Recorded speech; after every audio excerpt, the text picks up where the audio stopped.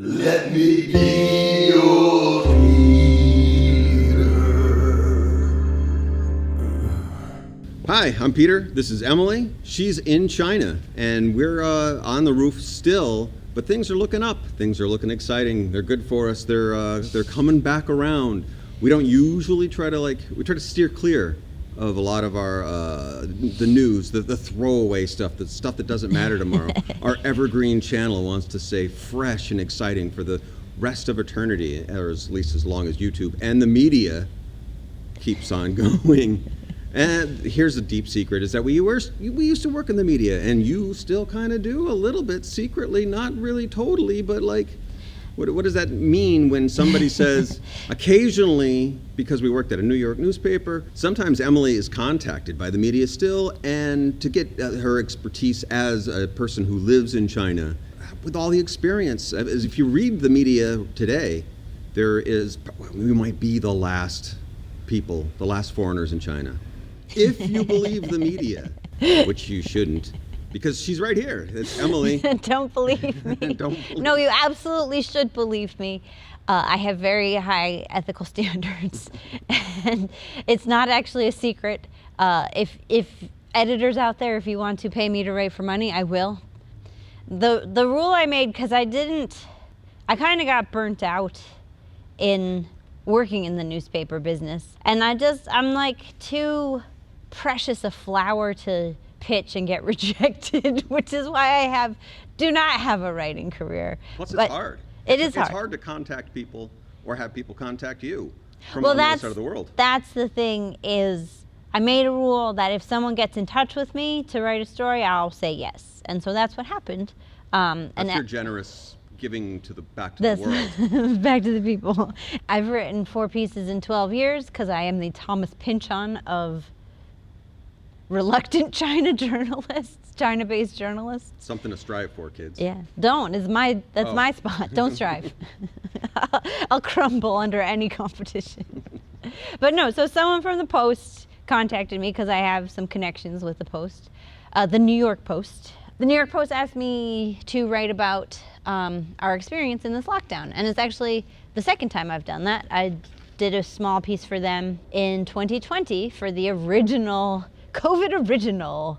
And it's an interesting assignment because the Post is somewhat known as a right-leaning newspaper, and I don't know if you probably can tell, I'm somewhat of a left-leaning gal. Which way is left? I don't know my handedness though, so. No, but like my feeling was like, because I am one of the extremely online, and I've tapped into, China Twitter. I'm trying to find China Mastodon. If you guys are out there, leave your Mastodon ID in the comments. Yeah, maybe I'll put mine in the description. Oh my God, you're working the social media. Let's reach out on Mastodon, decentralized for the people. I'm getting distracted. But no, so I'm extremely online, and I'm plugged into a world where this is happening to everyone. So I was like, well, my story's not really different or even more severe than anyone else's. I'm in Chongqing. We've had a relatively easy time of it. I don't know, read the article for that. It's accurate. We'll put it down. We'll put it down below. Yeah, and there's things like, I wrote a version that was kind of conversational and jokey, but I fully knew it was in their rights as a publication to make me conform to house style. But they left some of the jokes in. I ended with the statement that I have no contingency plan for if the ruling government rolls someone over with a tank, which is like, that's pretty my style. So I feel like even though I got edited, I'm not one of those people who don't trust editing. I don't trust them. Editors are your friends. Editors are your friends. And also they keep it from being boring. Yeah, I have a vlog that I can just unedit and give you unfiltered Emily access. 24/7. If I'm gonna publish it in a newspaper, I want someone else to check it over first, And I mean, it's always difficult publishing in the US from China. And I know this from my family. Hi guys. Nobody in America really understands what a 12-hour time difference means. And so it's really always that's always like the hardest part, is tracking people down. And then when you're like on a deadline, if you have a 12-hour turnaround for every question, that's difficult to work with, I would say. Is that interesting? I don't know. That's why I need an editor. So the article is just about like what's your circumstances like? What's the lockdown like? And also specifically, what's been your experience with the protests? I mean, this is where I was glad to have the opportunity to write the article, because it is a frustrating thing to read about the place where I live. I'm sure for our Chinese viewers, it's doubly frustrating to read it about your actual culture. That just kind of like puts it in this box. Like, I think some people think everyone in China's been under lockdown since 2020, which is just not true.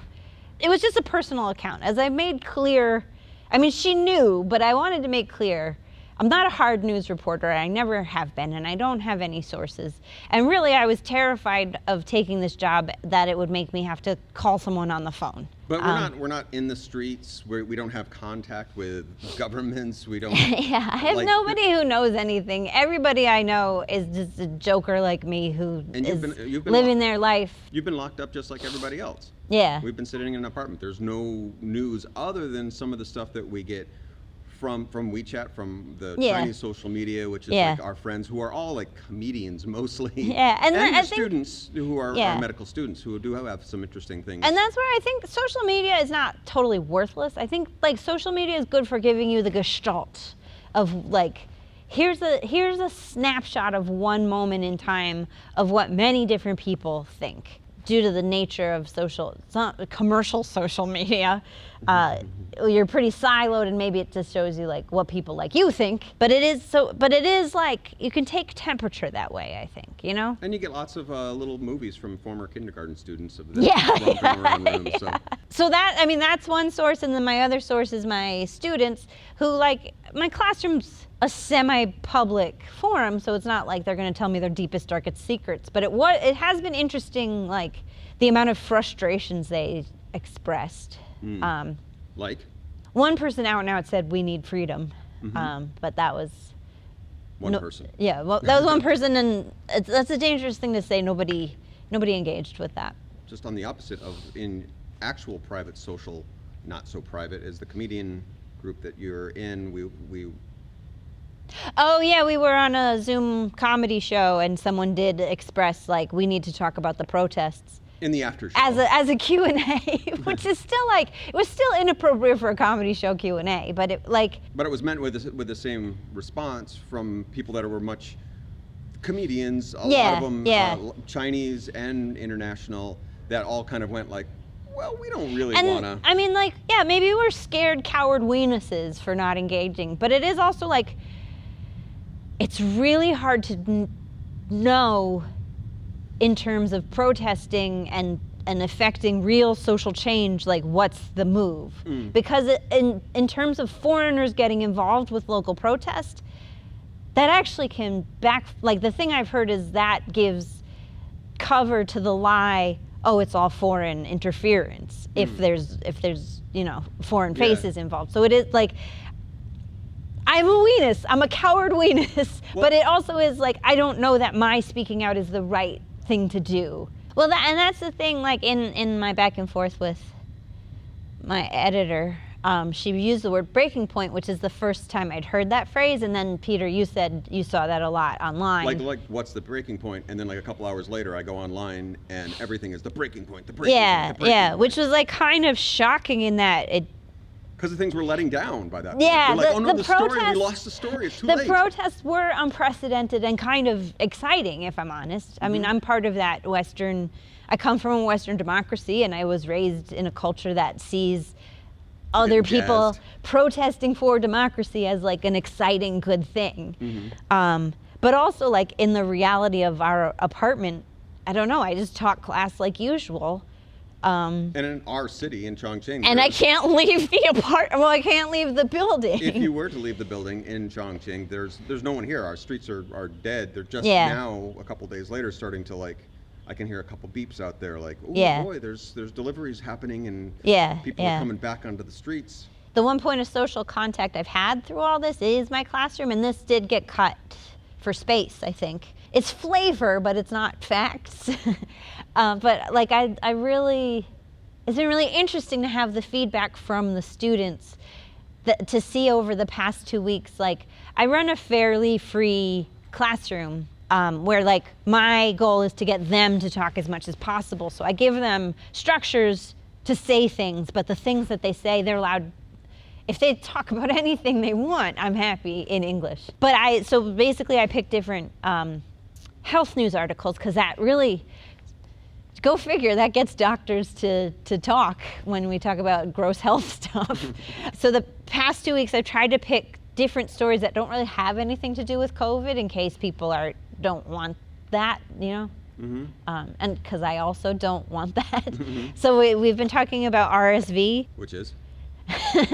Respiratory syncytial virus. And it's actually, there is a COVID connection, and I'm like trying to pump the brakes on explaining to you what it is. We'll make another video on that if you're that interested. If you have kids in America, you probably know what the RSV is. And if you have Google or YouTube, yeah, look it up for another person to tell. I'm not a doctor, I'm just your English teacher.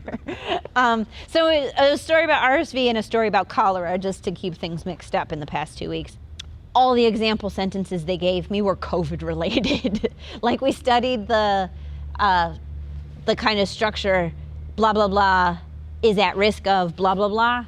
And you could say anything. You could. The example I gave is because she went out partying, or the fact that she went out partying put her at risk of failing the test. It's because she's a sinner for partying.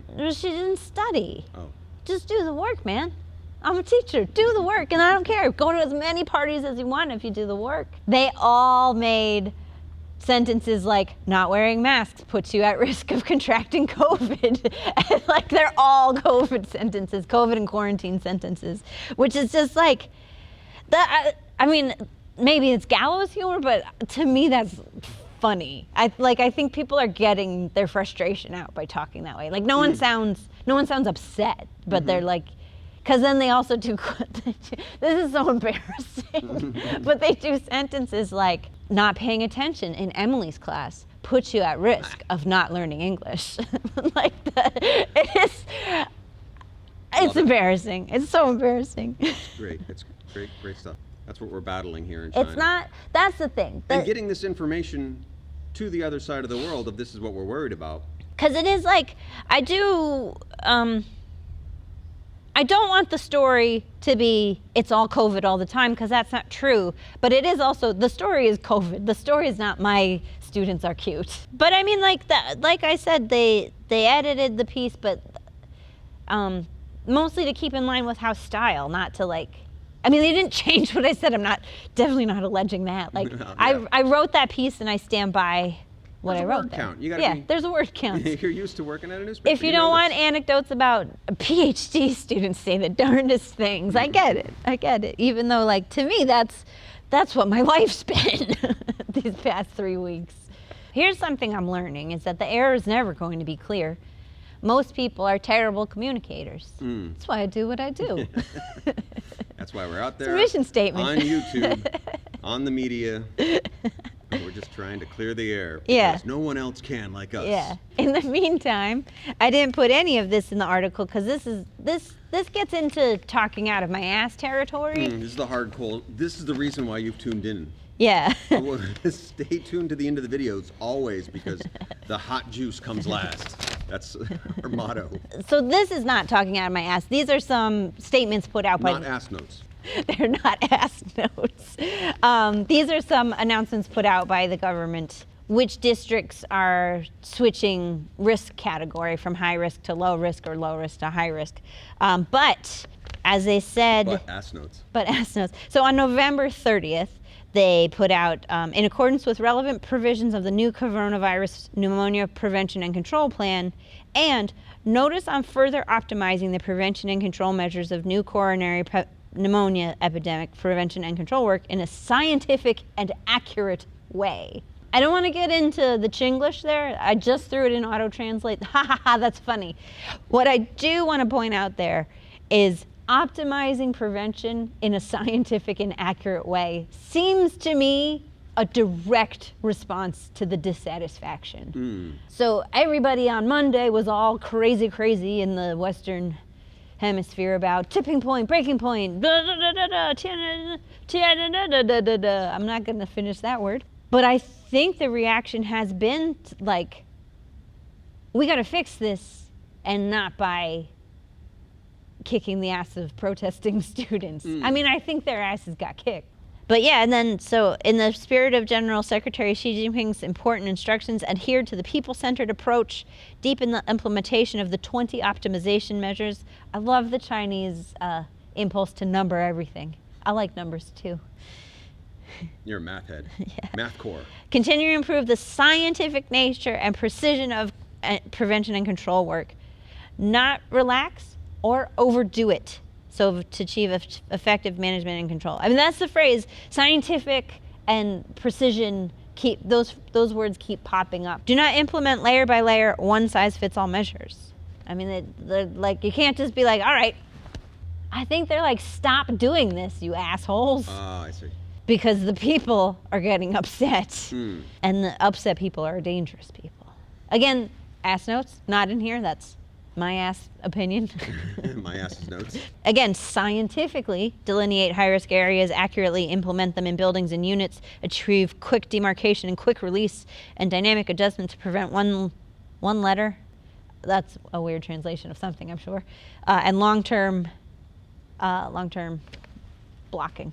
I mean, this is a big reprimand to how things have been happening, which is people sniff some COVID, the property managers close the doors, and people can't go to work. And people have been really angry about that. Obviously. Yeah. That's not ass notes. That's true. Just the news. That's true. It comes down to, how does this affect me? And you to some extent, but mostly me. Yeah. And you in as much as I'd take care of you. Well, I'll be eating the cabbage too. You're eating you're making the cabbage. I'm making. Actually, you're more important than me. So like our local complex is starting to open back up. Someone has said like probably in a couple days our actual building, we can leave the building. But the word today is Minletsun community is making further adjustments according to the information released by the government and the actual situation of the community. I'll let you know. Did they say that? Not in so many That's words, you? but that's the meaning. That's your translation? Yeah, my translation from English to English. From English to no bullshit. We'll let you know. We'll let you know. I mean, I did joke about like living through a human rights violation was not, what I thought would happen to me in my life. But also, I never thought I'd be trapped in an elevator, and I was yesterday. That's not COVID related. That was just elevator fun. It's just poor building maintenance. Yeah. If you've made it this far, then please hit that like button, because we're like, apparently, like I'll say it again, the last China vloggers in the world. It's not true. Don't believe the media. Ass notes. Ass notes. Hit the like button, comment, and share us out. We just put out the reason why we're here is the movie that we just put out in our last video. I'll put like a little thing here where you can go see that. That's our movie. That's what we do. Oh yeah, I got stuck on the reason why we're here. But yes.